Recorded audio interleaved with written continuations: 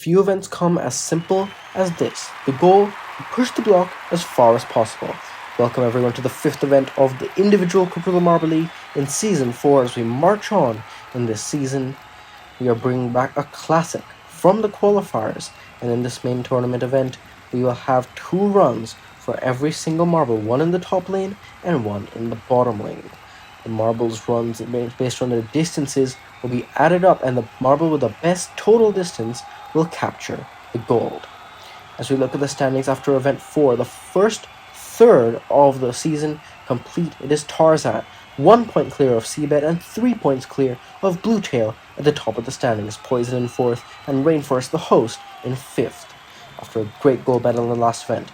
Now in the first heat, Java and Sandstorm. See who starts off this event well. It will be Java that has, I think, the marginal victory in the first heat. But remember, it's how your distance stacks up across the whole board. You see this angle really showing Sandstorm pushing the block over. That's not going to do their distance any favors. And 9.4 compared to 9.6 for Java. The defending champion hasn't had the best of starts. Maybe this is where they can turn it around. Sandstorm also hasn't got a medal either yet in this season. As we swap them over now, Sandstorm in the top lane, Java in the bottom. And it will be better for Sandstorm this time, quite comfortably in the top lane. Java turning the block completely. Sandstorm also that loses less energy in the top lane. And you can see Java going all the way past the block. That's so much kinetic energy that could have been directed to pushing the block forward. And 17.1 centimeters total for them compared to 18.9, almost 2 centimeters clear, is Sandstorm over Java.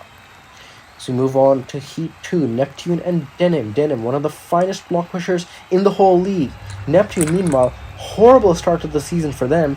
2 points in 4 events. That has been the talk of the season so far. We'll see if this is where they can recover. Denim does get the edge over them, unsurprisingly, in the bottom lane. But Neptune is pretty close. And it's a start. Denim, of course, the record 13.4 set in the qualifiers. 9.4 only for them, and 8.7 for Neptune. See if any of them can improve as we swap them over. Now Denim in the top lane, Neptune in the bottom. Remember, it is that 18.9 that's set by Sandstorm that these marbles are chasing. And Denim will get out in front. Past 10 centimeters they will. Neptune does not improve. Actually, they do. Neptune also close to 10 centimeters. So both of these marbles had pretty good runs in the second part of the second heat. And Denim, I think, will go in P1. Yes, they will. 20 centimeters flat in total for them. Neptune, 9.7. They do improve, but their first run puts them only in 3rd right now. Still ahead of Java, though. They're guaranteed at least 1 point if it's any compensation. But Denim, unsurprisingly, leads the way as we head to Heat 3. Poison and Bluetail, these 2 marbles sitting in 4th and 3rd in the championship, respectively. Poison does get out in front in the top lane, although it's very close with Bluetail in the bottom. Bluetail really struggling to get that block straight, but they do have that raw strength to push that block pretty far down. Poison managed to keep it more straight, although not completely either, but they are still ahead by 2 millimeters over Bluetail, 11 and 10.8. Good runs for both marbles here in the 3rd heat. Now Bluetail and Poison. Bluetail in the top lane, which we've seen better runs so far. See if they can stack up. Bluetail, turning the block completely. Meanwhile, Poison does not have that problem whatsoever. They get up almost to 11. This is going to be a good run for Poison in the bottom lane. Bluetail, not so much. But still, what is it? You can see how straight. That must be the straightest run we've seen so far by any marble by Poison. And it's good enough to put them in the lead. 21.5. Poison goes P1. Bluetail still good enough for 3rd, although they're going to be thinking what could have been. But now we're moving on to Mystic Orb and Goop.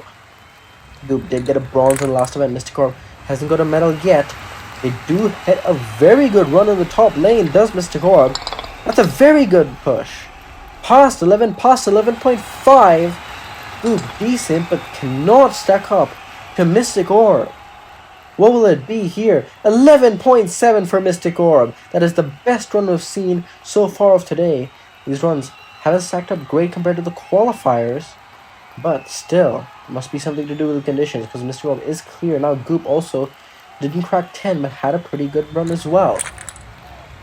In the bottom lane, Mysticorp gets a decent run. Goop also closer to Mysticorp this time, but turning the block for both marbles means that I don't think it's going to be as good as the first part of the heat.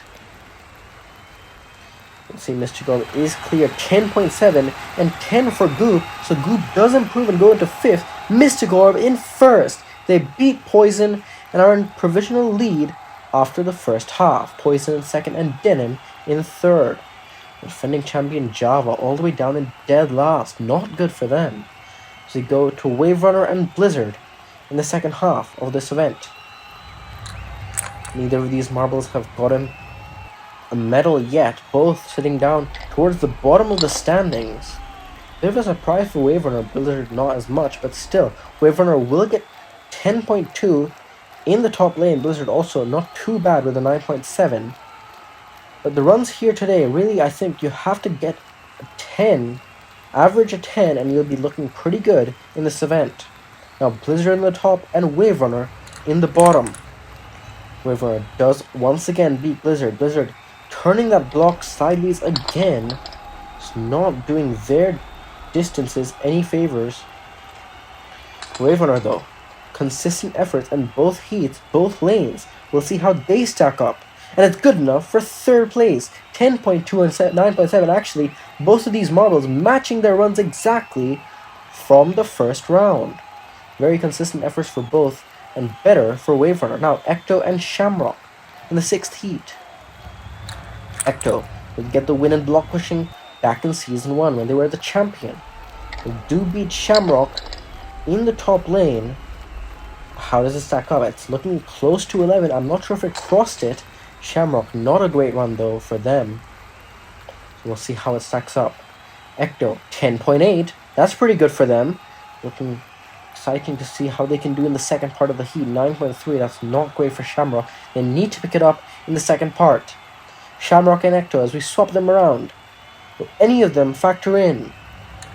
Ecto gets out in front very quickly. Turns the block over though.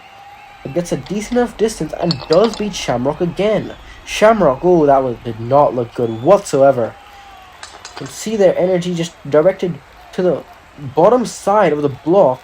Turning it around, you need to get it square in the middle to get the best out of it. Ecto, 10 flat, that puts them at 20.8 and good enough for 3rd place.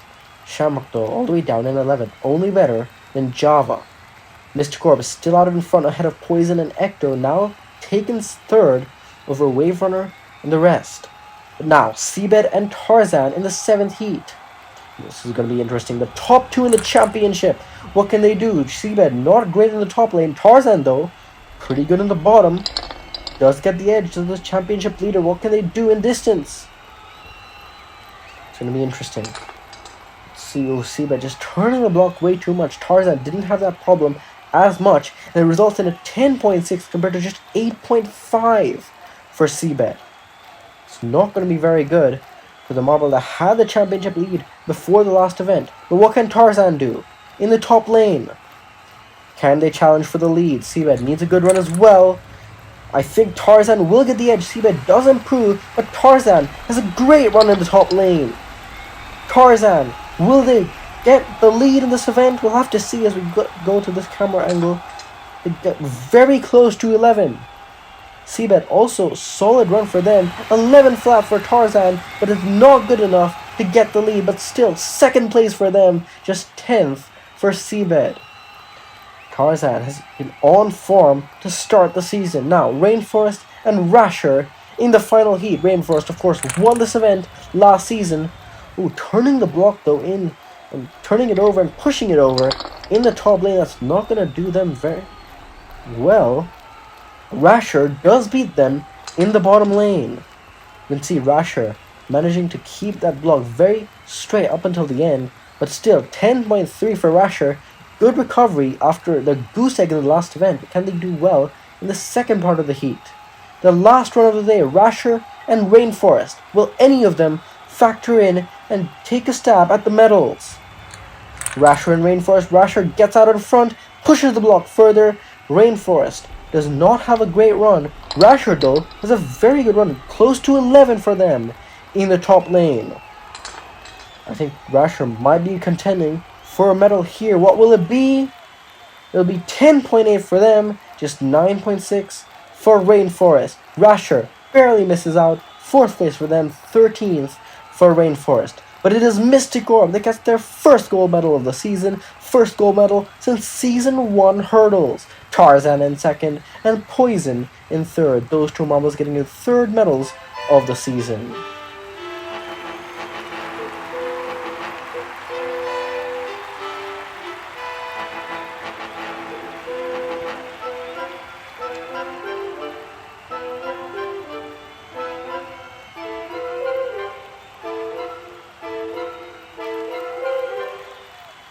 With that gold medal after Event 5, Mystic Orb has risen 4 spots to 5th overall, and it's Tarzan stretching the gap. The Poison goes into 2nd place ahead of Bluetail and Seabed. Rasher in 6th, Rainforest in 7th, and Denim rounding out the top half, the first 5 events of the individual Quadrilla Marble League. The next event to round out the first half of the season will be a new event, the Precision Train. Stay tuned.